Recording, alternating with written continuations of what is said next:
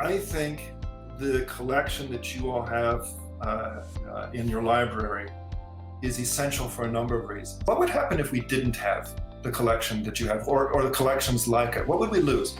We would lose the testimony of thousands of writers whose works will never wind up in a critical edition somewhere. We will lose the voice, the experience, and the wisdom of the past if we don't retain these collections. What we get out of documents and original manuscripts and books that are in libraries like yours that are so valuable is that we actually have those tangible materials upon which we can do our scholarship. And internet resources are wonderful, but at the end of the day, those aren't the documents. Those are representations of documents. When I think about libraries, we end up closing the distance between the world that's being represented in these documents and these materials and our own, and we do that in a really visceral, tangible kind of way. There's just nothing like holding an old book in your hand. Now, in your collection, you have the September Testament bound together with Tauler, which is fascinating.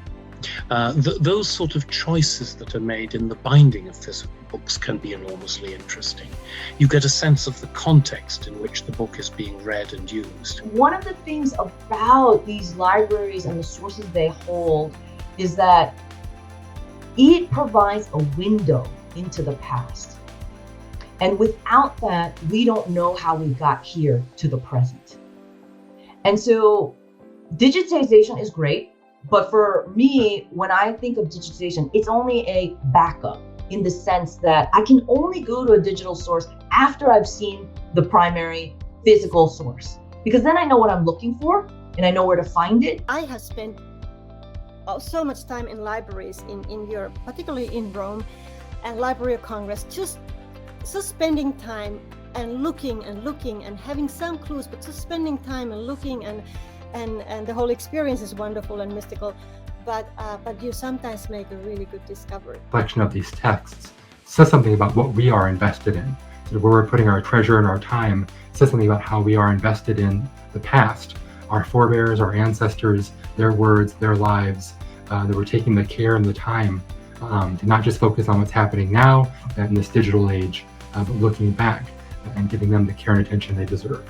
So original texts are essential to historical research because every generation has its own lens and its own set of questions that it brings to the text. And so what each generation of historians are doing is going back to the original text with a different set of questions. So the Kessler collection and libraries like that are so important because they preserve a much wider range of texts than edited volumes can. If we know more about what a broader range of people think, not just sort of the main big figures, then we can start to put together much more of sort of history as it was lived versus history completely from the top down, which is what you get when you only have those main characters. Okay. So in my estimation, there are no more valuable places than our libraries and our archives. And if there's anybody who's participating today, they should support all the work that you do generously.